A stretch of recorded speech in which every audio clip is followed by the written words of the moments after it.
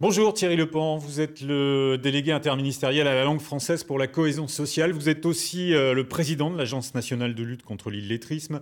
Vous venez de lancer la 5e édition des Journées nationales d'action de lutte contre l'illettrisme. Vous le faites à Caen, ça n'est pas innocent, on connaît vos attaches ici. Mais au-delà de ça, quel est l'objectif de ces Journées nationales ?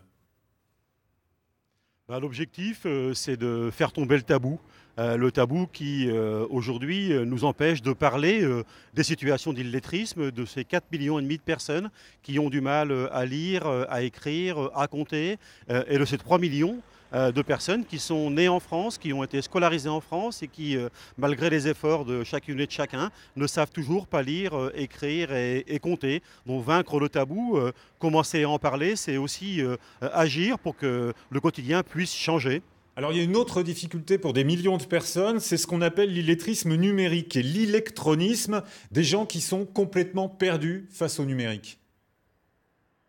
Oui, nous avons dans notre pays 13 millions de personnes qui sont en difficulté et qui ne savent pas, par exemple, envoyer ou recevoir un mail. Pour vous donner un ordre d'idée, c'est comme si la Poste décidait d'enlever 13 millions de boîtes aux lettres à nos concitoyens. On voit bien que tous les changements qui s'opèrent aujourd'hui dans les administrations pour trouver un travail, pour rendre compte de ses activités, des gestes qui nous paraissent à nous peut-être simples, envoyer et recevoir un mail, c'est extrêmement difficile et on risque d'avoir deux sociétés, une qui sait lire, écrire, compter, envoyer et recevoir un mail, et puis une autre qui, ma foi, se débrouille, ce qu'elle fait en ce moment, pour réussir à exister dans un monde de plus en plus complexe, où les compétences vont être de plus en plus nécessaires pour trouver un emploi ou tout simplement pour être un citoyen à part entière. Alors on peut régionaliser un petit peu, il y a 40 000 personnes touchées par l'illettrisme en Normandie, et ce qui est assez surprenant, ça ne se passe pas seulement dans les villes, mais c'est aussi dans le milieu rural.